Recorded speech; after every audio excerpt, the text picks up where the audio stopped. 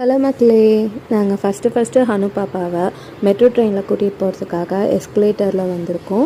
So எஸ்கலேட்டரில் அவங்க first time வர்றதுனால ரொம்ப எல்லாத்தையும் புதுசாக பார்த்துட்டு வந்தாங்க. ரொம்ப எங்களுக்கு எப்படி இருந்ததுன்னா, இவ்வளோ நாள் நாங்கள் பஸ்ஸு வண்டியில் போகும்போது அதை சுற்றி வேடிக்கைலாம் பார்ப்பாங்க. அங்கே நிறைய வேடிக்கை பார்க்கறதுக்கு நிறைய திங்ஸ்லாம் இருக்கும். இப்போ மெட்ரோங்கிறதுனால உள்ளே போகணும். ஸோ அதனால் அழுவாங்களா இல்லை பயப்படுவாங்களா, எப்படி இருப்பாங்க, எப்படி ரியாக்ட் பண்ணுவாங்க அப்படிங்கிறது தான் எனக்கும் ஹேமந்துக்குமே நிறைய இருந்தது.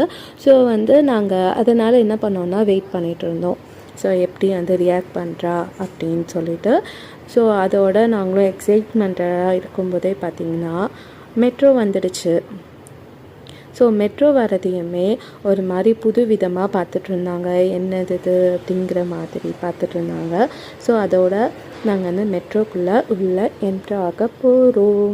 இந்த நாட்டில் ரொம்பவே ஒரு சூப்பர்பான இன்னொரு விஷயம் என்ன தெரியுமா, வயசானவங்க அதாவது physically challenged people, pregnant ladies, அப்புறம் குழந்தை வச்சுருக்கிறவங்க, இவங்களுக்காக ஒரு ப்ரியாரிட்டி சீட் அவைலபிளாக இருக்கும். எல்லா மெட்ரோ, எல்லா பஸ்ஸு எல்லாத்துலேயுமே பப்ளிக் டிரான்ஸ்போர்ட்டில் பார்த்திங்கன்னா எல்லாத்துலேயுமே அவைலபிளாக இருக்கும்.